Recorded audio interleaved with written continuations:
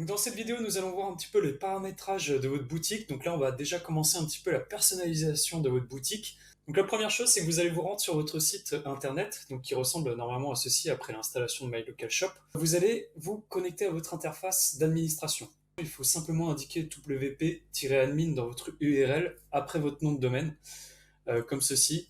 Et ensuite, vous faites entrer. Et là, vous allez arriver en fait sur votre page de connexion à votre site. Je clique sur se connecter.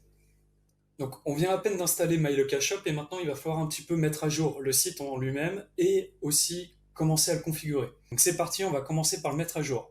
Donc, les mises à jour, généralement, elles vont être indiquées assez rapidement. Vous voyez un onglet ici, mise à jour, avec le nombre de mises à jour à effectuer. Donc, visiblement, il y en a 2 à faire.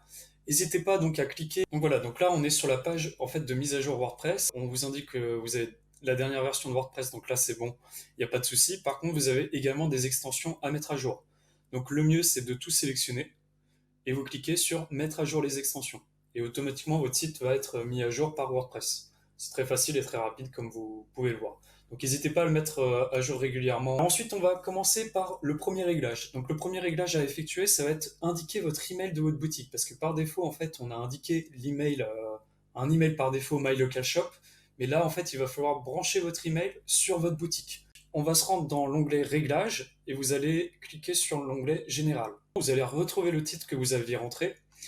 Ce qui est intéressant de savoir, c'est que le titre de votre site, en fait, c'est ce qui va apparaître en haut dans la fenêtre ici, quand vous allez vous rendre sur le site. Ici, n'hésitez pas à mettre le nom, par exemple, de votre boutique et après expliquer ce que vous vendez. Donc, par exemple, je sais pas, là, on va faire un site de boulangerie. Le slogan, c'est la description de votre site. Venez récupérer le pain frais dès le matin. Et puis voilà, enfin, après vous êtes libre, vous mettez une petite description. Et là, vous devez absolument changer votre email. Ici, vous allez indiquer votre email, donc peu importe, hein, roger@gmail.com. Et ensuite, en fait, quand vous allez enregistrer tout en bas, ce qui va se passer, c'est qu'il va envoyer un email à l'adresse que vous avez indiquée. Tant que vous n'aurez pas en fait validé le lien que vous aurez reçu par email, eh ben, vous ne serez toujours pas propriétaire de votre boutique. Admettons que vous vous êtes trompé. Donc moi, par exemple, j'ai pas envie que ce soit roger@gmail.com l'administrateur. Je peux facilement annuler. Et vous pouvez rechanger après l'adresse email comme vous le souhaitez. Dès que quelqu'un va vous contacter, en fait, c'est sur cette adresse mail que vous allez recevoir tous les emails liés à votre boutique.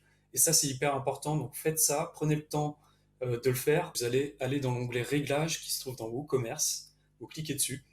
On va simplement faire des petits réglages généraux sur votre boutique. Donc là, par exemple, n'hésitez pas à mettre à jour votre adresse. Ensuite, là, par défaut, vous n'avez rien à changer puisque en fait, ça va vendre en France. Au livret, en fait, nous avons désactivé la livraison pour justement que les clients puissent récupérer chez vous les produits qu'ils auront commandés. N'oubliez pas, une fois que vous avez modifié votre adresse, de cliquer sur le bouton tout en bas, enregistrer les modifications, sinon l'adresse ne sera pas sauvegardée. Ici, c'est la seule chose que vous avez à modifier, c'est finalement surtout votre adresse. Après, on a tout paramétré par défaut pour vous, pour en fait gagner du temps. Après, vous êtes libre en fait d'explorer un petit peu. Par contre, faites attention parce que voilà, ça touche toute votre boutique entièrement. Faites des petits essais par-ci par-là, mais pas tout en même temps. Donc voilà, ça a été très rapide, c'était juste un petit paramétrage général de votre boutique. Vraiment, ce qui était important dans cette vidéo, c'était vraiment la connexion de votre email à votre boutique en ligne pour recevoir tous les emails et toutes les commandes sur votre adresse email.